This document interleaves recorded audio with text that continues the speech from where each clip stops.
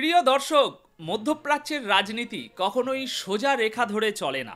এটা সবসময়ই ওই বাঁকা নদীর মতো। আর ঠিক সেই কারণেই সৌদি আরব নিয়ে আমার আগের বিশ্লেষণটি এখন নতুন ঘটনা সামনে আসতেই প্রশ্নের মুখে পড়েছে। আমরা ভেবেছিলাম সৌদি যেন ইসরায়েলের দিকে এক ধরনের কৌশলী দূরত্ব রেখে নিজের স্বার্থের খেলাটা খেলে দিয়েছে।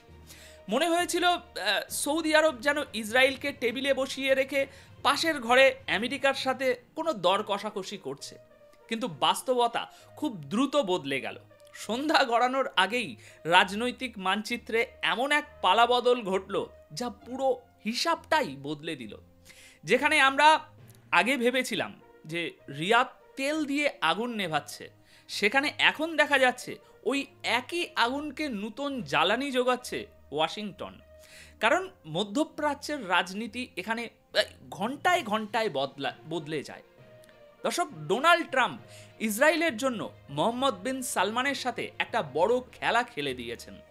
সৌদি আরবকে F-35 জেট তো দেওয়া হবে, কিন্তু এমন দাঁত ছাড়া যা দিয়ে শুধু হালুয়া চেবানো যাবে, মাংস ছেঁড়া যাবে না।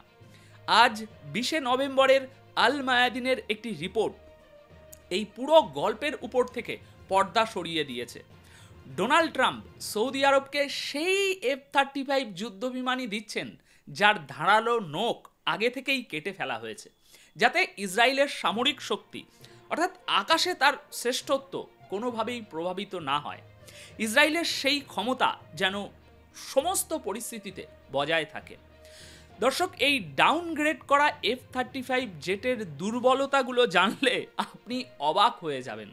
আরবদের আজ এটা ভাবা দরকার যে এত টাকা খরচ করা হচ্ছে, কিন্তু তার বদলে একটা অসুস্থ ঘোড়া কেনা হচ্ছে। রিপোর্ট অনুযায়ী মার্কিন কর্মকর্তারা এটা নিশ্চিত করেছেন যে সৌদি আরবকে যে F-35 ফাইটার জেটগুলো দেওয়া হবে তা থেকে অনেক গুরুত্বপূর্ণ সিস্টেম সরিয়ে ফেলা হয়েছে। যেমন আপনার advance weapon system, electronic warfare suite, custom jamming system এবং সেই সমস্ত গোপন মডিফিকেশনও সরিয়ে ফেলা হবে যা শুধু ইসরায়েলের জন্য বিশেষভাবে তৈরি করা হয়েছে। অর্থাৎ ইসরায়েল ছাড়া আর কাউকেই সেই সিস্টেমগুলো দেওয়া হবে না। কি অদ্ভুত ব্যাপার, তাই না? টাকা সবাই দেবে ভরপুর, কিন্তু সুবিধা পাবে একজনই। দর্শক, F-35 থেকে যখন এই সব কিছুই বের করে নেওয়া হবে, তখন এটা বলাই যায় যে সৌদি আরবকে পেটের ব্যথার জন্য হজমির গুলির মতো F-35 দেয়া হচ্ছে, যা খেলে যেমন কোনো লাভ হয় না, তেমন কোনো ক্ষতিও হয় না। তাহলে প্রশ্ন তো উঠবেই যে আসলে এই চুক্তিটা কিসের জন্য? মেলা থেকে ওই খেলনা বিমান কিনে নিলেই তো হয়ে যায়। যদি অ্যাডভান্স সিস্টেম না থাকে, জ্যামিং সিস্টেম না থাকে, তাহলে ইসরায়েল আর সৌদি আরবের ফাইটার জেটের মধ্যে কোনো তুলনাই হতে পারে না। তাহলে এত টাকা খরচ কেন করা হচ্ছে? প্রশ্ন ওঠাটা তো স্বাভাবিক, তাই না? এবার শুনুন আরও একটা গুরুত্বপূর্ণ কথা। ইসরায়েলকে তাদের F-35 বিমানে নিজেদের ইচ্ছে মতো অস্ত্র লাগানোর বিশেষ অনুমতি দেওয়া হয়েছে, অথচ সৌদি আরবকে দেওয়া হবে একটা রেডিমেডেড দুর্বল সংস্করণ। আর এই জন্যই MBS ট্রাম্পের কাছে গিয়ে তোষামত করছেন। সবচেয়ে বড় আশ্চর্যের বিষয় হলো সৌদি আরব এই দুর্বল যুদ্ধবিমানের জন্য বিলিয়ন বিলিয়ন ডলার খরচ করতে চলেছে। অর্থাৎ টাকা আপনার, কিন্তু শক্তি হবে অন্য কারো। ইসরায়েল ইতিমধ্যেই F-35 এর 2টি স্কোয়াড্রন ব্যবহার করছে, তৃতীয়টির অর্ডারও দেওয়া হয়ে গেছে। আর সৌদি আরব মাত্র 2টি স্কোয়াড্রন পাবে, তাও বেশ কয়েক বছর পরে, এক্ষুনি না। আর সেগুলো আধা আধুরা, মানে অসম্পূর্ণ একটা জিনিস। আসলে এই পুরো সার্কাসটা হচ্ছে ইসরায়েলের একটা শর্তের কারণে। দেখুন, আজ 20 নভেম্বরের ইসরায়েলি মিডিয়ার রিপোর্ট অনুযায়ী ইসরায়েল পরিষ্কারভাবে বলে দিয়েছে যে সৌদি আরবকে যদি F-35 দিতে হয় তাহলে আগে সম্পর্ক স্বাভাবিক করতে হবে, অর্থাৎ নর্মালাইজেশন করতে হবে। তার মানে বিমানও আমাদের শর্তে, সম্পর্কও আমাদের শর্তে। কিন্তু কেন? কারণ যদি সৌদি আরব পশ্চিমের ঘাঁটিগুলো থেকে F-35 ওড়ায়, তাহলে মাত্র কয়েক মিনিটের মধ্যেই তা ইসরায়েলের আকাশসীমায় পৌঁছে যাবে। আর সেই কারণেই MBS হোয়াইট হাউসে গিয়ে সম্পর্ক স্বাভাবিক করার কার্ডটা খেলছেন। সৌদি ক্রাউন প্রিন্স বলেছেন, আব্রাহাম চুক্তি নিয়ে আমাদের কোনো সমস্যা নেই, কিন্তু তার আগে ফিলিস্তিনের জন্য টু স্টেট সলিউশনের একটা স্পষ্ট রাস্তা দেখাতে হবে। অর্থাৎ ফিলিস্তিনের স্বাধীনতা ছাড়া সৌদি আরব ইসরায়েলের সাথে সম্পর্ক ভালো করবে না। এমবিএস এটা পরিষ্কার করে দিয়েছেন, যা হ্যাঁ একটা ভালো দিক। এর মানে হলো F-35 পাওয়ার জন্য সৌদি আরবকেও সেই গান গাইতে হচ্ছে যা ওয়াশিংটন এবং তেলাবিব শুনতে চায়। যদিও আমি আগেই বলেছি, এমবিএস বলেছেন যে আব্রাহাম চুক্তি নিয়ে তার কোনো আপত্তি নেই, যা ইসরায়েল এবং আমেরিকার ইচ্ছা মতোই। কিন্তু এমবিএস এর শর্তটা আলাদা। তিনি এর মধ্যে টু স্টেট সলিউশনের শর্ত জুড়ে দিচ্ছেন, আর সেই কারণেই সৌদি আরবকে ততটা উন্নত F-35 দেওয়া হবে না, যাতে তারা কোনোভাবেই ইসরায়েলের উপরে ভারী না হতে পারে। এখানে আরেকটা কথা বলে রাখি, সৌদি আরব তো দূরের কথা, আমেরিকা ইসরায়েলের জন্য যেরকম খতরনাক F-35 ডিজাইন করেছে সেরকম আর কোনো দেশের জন্য করেনি।